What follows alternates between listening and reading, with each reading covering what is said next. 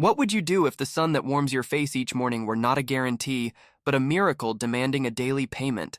If, to ensure the universe does not collapse into darkness, the only currency accepted by the gods was the most precious of all, a still beating human heart. Imagine the deep, solemn beat of a snakeskin drum resonating across an entire city built on a lake. Smell the dense mixture of copal incense and the sweet, metallic scent of fresh blood that permeates the air. Feel the fervor of hundreds of thousands of people gathered in a plaza, their eyes fixed on the summit of a monumental pyramid that nearly touches the clouds. You see the brilliant colors of the priests, Quetzal feather headdresses, a vibrant contrast against the dark altar stone, stained by generations of sacrifice. This is not a mythical nightmare. This was the cosmic reality and daily responsibility for millions of people in the heart of the Aztec Empire. What you are about to hear is not just an account of brutality.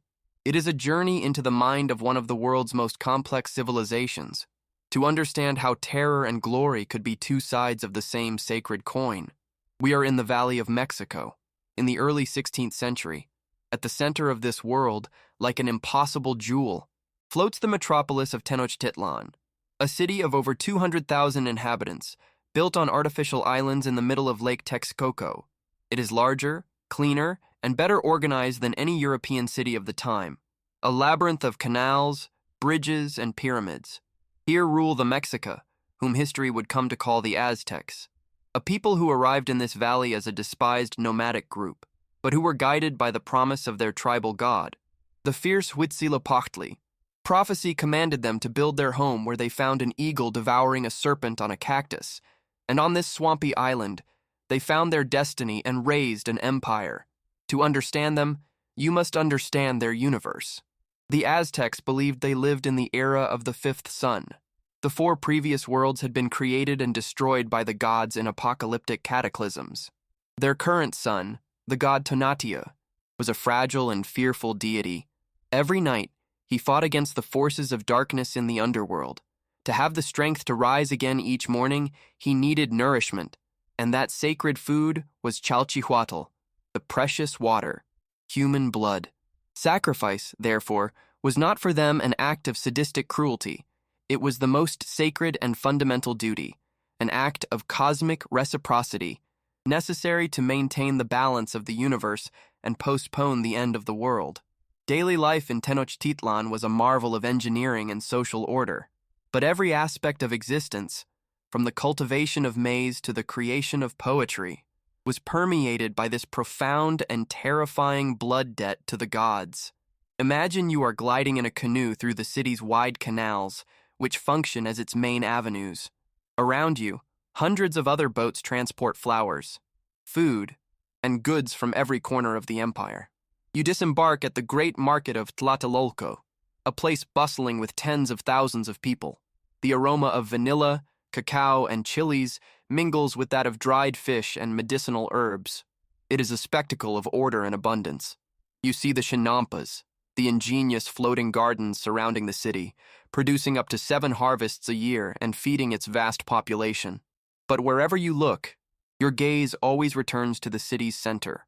There, dominating the landscape, stands the Templo Mayor, a double pyramid dedicated to Huitzilopochtli, the god of war, and Tlaloc, the god of rain, an artificial mountain from which blood, both metaphorical and literal, flowed to nourish the empire. And here lies the key to understanding their world. The primary objective of the formidable Aztec war machine was not the conquest of territory to expand its borders. It was, above all, the capture of prisoners of war. The famous Xochitlal, the Flower Wars, were ritual battles arranged with enemy states, such as their bitter rivals from Tlaxcala. The purpose was not to annihilate the adversary, but to obtain a steady flow of worthy captives to be sacrificed on the altars of Tenochtitlan. The empire's economy was not just based on tribute of maize, gold, and feathers. It was based, fundamentally, on a tribute of human lives. Now, put yourself in the skin of a young farmer, a Makawali. Your life is hard, marked by labor in the fields. Your only real path to social advancement, to a better life, is to become a warrior. The training is brutal, but the reward is immense. If you manage to capture a single enemy on the battlefield, your status changes forever. You gain land, exemption from taxes, and the right to wear distinctive clothes and ornaments. For you, war is not a matter of hatred for the enemy. It is a mix of sacred duty to the gods and profound personal ambition. It is your chance to achieve glory. For an Aztec warrior, capturing an enemy in battle was the ultimate expression of valor and religious piety. For the captured enemy warrior, death on the altar was not a disgrace, but an honorable fate that assured him a privileged place in the afterlife. Imagine the sound of a flower war. It is not the chaos of a massacre, but a series of individual combats. You hear the war cries, the whistle of darts thrown with the atlatl, a spear thrower that multiplies the arm's strength. You hear the terrible, hollow sound of the macuahuitl, the wooden sword embedded with obsidian blades, striking against shields. This weapon is not designed to kill with a single blow, but to wound, to incapacitate. The goal is to capture, not to kill. Now feel the helplessness of being overpowered. You are a warrior from Tlaxcala. You have fought bravely, but you have been outnumbered. They restrain you, disarm you. They do not execute you on the field. You are too valuable a prize, a living tribute destined for the gods of your enemy. The bravest and highest-ranking prisoners of war were not treated like criminals. Upon arriving in Tenochtitlan, a period of ritual respect began. They were fed the finest food, dressed in the fine clothes of the god they were to impersonate in their death, and honored with dances and ceremonies. This was not an act of kindness. It was a way to purify and ennoble the offering. The more valiant and pure the sacrificed, the more potent their blood would be to feed the gods. The Aztec warrior who captured you is received in Tenochtitlan as a hero. He parades through the streets, displaying his prisoner. His prestige has multiplied. He has fulfilled his duty. You, the captive, face your destiny with a stoicism that an outsider could not comprehend. Your own culture has taught you that death is inevitable, and to die on the enemy's sacrificial altar is one of the noblest deaths a warrior can have. You believe that, after your death, your soul will not go to the dark underworld. It will transform into a hummingbird and accompany the sun on its daily journey across the sky for 4 years. Before returning to Earth, it is a glorious end. But the battlefield was not exclusive to men. The Aztec woman had her own form of sacred combat, her own sacrifice. Her battlefield was childbirth. In the Aztec worldview, giving birth was conceptualized as a battle, and the woman as a warrior. If she survived, she had captured a new being for the world. But if she died during childbirth, she received the same funeral honors as a warrior fallen in combat. She became a Cihuateteo, a goddess, a divine spirit who accompanied the sun on its journey through the western sky. These Cihuateteo were feared and revered.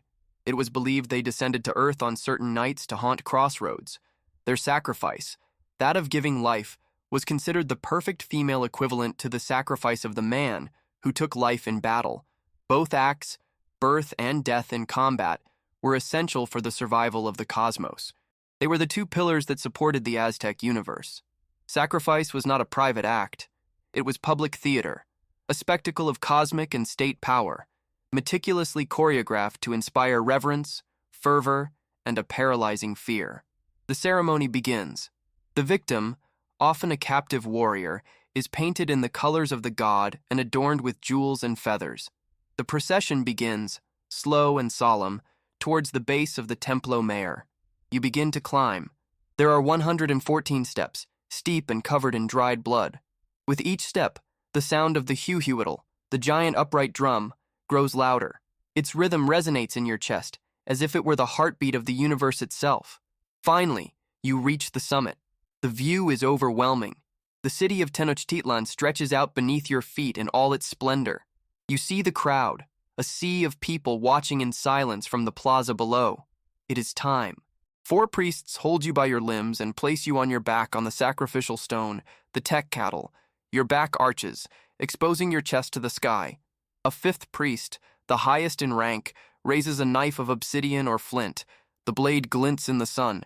With a speed and surgical precision learned through years of practice, he cuts open your chest just below the ribs. He reaches into the chest cavity, severs the arteries, and tears out your heart, still beating. Every gesture of this ritual was laden with symbolism. The heart, called tona, meaning heat or sun, was considered a fragment of solar energy trapped in the human body. The priest would raise the heart to the sun, offering its own energy back to it. Then, he would place it in a quoxicli, a carved stone vessel, often shaped like an eagle or jaguar. Your lifeless body was then thrown down the steep stairs of the pyramid. This act symbolized the mythical defeat of Huitzilopochtli's siblings, the 400 Southerners, at the beginning of time. In some ceremonies, a ritual of cannibalism would follow. Parts of the body were cooked and consumed by the family of the captor warrior and other nobles. It was not an act of hunger, but a sacred communion. It was believed that by consuming the flesh of the brave sacrificed warrior, they could absorb his strength and divine energy. Now, watch the scene from below, from the perspective of a citizen in the crowd. You feel an overwhelming mix of emotions: the visceral terror of the act, a religious ecstasy at witnessing the communion with the gods, and a profound civic pride. This spectacle reinforces your faith, your identity as part of the chosen people tasked with keeping the universe running. And above all, it reinforces the unquestionable power of the Tlatoani, your emperor, and of the priestly caste that interprets the will of the gods. The extraction of the heart was the most common method, but the Aztecs practiced a terrifying variety of sacred deaths, each designed to honor and appease a different god from their complex pantheon. Imagine the gladiatorial sacrifice in honor of AZTEC, our Lord the Flayed One, god of spring and renewal. A particularly famous captive warrior was tied to a huge circular stone, the Temelacatl. He was given a mock weapon and had to defend himself against elite, fully armed Aztec warriors. It was a certain death, but one that allowed the captive to die fighting. After his death came the ritual of flaying. A priest would wear the victim's skin for 20 days. This macabre act symbolized the new skin the earth acquires in spring, the renewal of life after the death of winter. Or think of the sacrifices to Tlaloc, the god of rain. For this ritual, children were chosen. They were dressed in finery and led in a procession to mountain peaks. It was believed that their tears, considered pure, were an omen of an abundant rainy season. If the children did not cry, the priests would tear out their fingernails to provoke them. Each of these rituals had a complex theology behind it. The gladiatorial combat honored bravery. The flaying was a fertility rite. The children's tears were magically connected to the water that falls from the sky. It was not indiscriminate violence. It was a highly specific, symbolic, and, to us, unimaginably cruel religious system. Pause for a moment to reflect on the psychology required to carry out these acts. How does an entire society normalize the sacrifice of children? How does a priest mentally prepare to flay another human being? This reveals the terrifying depth of their conviction. The absolute belief that these acts, and only these acts, were the only thing standing between their ordered world and total annihilation in eternal darkness. Religion and sacrifice were not just a matter of faith. They were the most powerful tool of state control in the Aztec Empire. Religion was politics. The great sacrificial ceremonies, like the one held for the rededication of the Templo Mayor in the late 15th century, where thousands of people were allegedly sacrificed over 4 days, were an unequivocal message. Ambassadors from vassal states and enemy kingdoms were invited to witness the spectacle. The message was clear and brutal. Pay your tribute on time. Obey our orders. Or your best warriors will be the next to feed our gods. It was a calculated strategy of state terrorism to keep a vast and resentful empire in check. And the centerpiece of this cosmic propaganda is the Sunstone, often misnamed the Aztec calendar. This monolith is not just a calendar. It is a manifesto. It tells the story of the 4 previous creations and destructions. In the center, the face of the sun god, Tonatiuh. Around him, the glyphs representing the destruction of the previous worlds by jaguars, wind, a rain of fire, and floods. The monument places the Aztec era, that of the 5th sun, as the culmination of cosmic history, and it validates their sacred mission, to keep this sun in motion through the only means they know: blood. Ironically, the very system of tribute and sacrifice that gave the Aztec Empire its power and cohesion also sowed the seeds of its own swift destruction. In 1519, strange omens began to trouble the empire: comets, temple fires, mysterious voices. And then they came from the east. Imagine the sight: men with skin as pale as the moon, covered in shining metal, riding creatures they described as giant hornless deer, horses. Hear the deafening sound of their weapons, which spat fire and smoke, the roar of cannons and arquebuses, something they had never heard before. The arrival of Hernán Cortés and his small band of conquistadors was not just a clash of armies, it was a clash of universes. The Spanish victory cannot be explained simply by technological superiority or the diseases they brought, although smallpox was devastating. Cortés's most effective weapon was political. He quickly realized the deep resentment the subjugated peoples felt towards the Aztecs, and he forged alliances.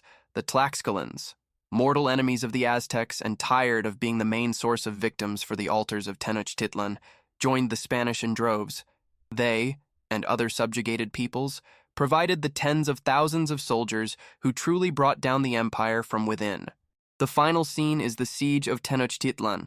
The Aztec warriors, decimated by smallpox and starving, fight with desperate ferocity, street by street, house by house. Their world is crumbling. The gods they have fed with so much blood for so many generations remain silent. The cosmic debt they believed they owed is about to be paid, not with the heart of an enemy, but with the total annihilation of their own empire. Imagine the smoking ruins of Tenochtitlan. The Templo Mayor, once the center of the universe, is now a pile of rubble upon which a cathedral will be built. Silence has replaced the sound of the war drum. The sun continues to rise, but no longer because of a blood pact. The cosmic debt has been settled, not with a heart, but with an entire empire. The story of the Aztec Empire forces us to confront an uncomfortable truth: that a society can reach peaks of artistic, scientific, and engineering sophistication while practicing a brutality that seems inconceivable to us. It reminds us that the logic of a civilization, its definition of glory and terror, can only be truly understood within its own universe of beliefs, however strange and terrible it may seem to us. Do you believe the brutality of the Aztec sacrifices invalidates the great achievements of their civilization? Or must we try to understand them within their own religious and cultural context? Leave your perspective in the comments. If this journey has shaken you, subscribe to Steel Chronicles. Here, we don't just tell history, we relive it.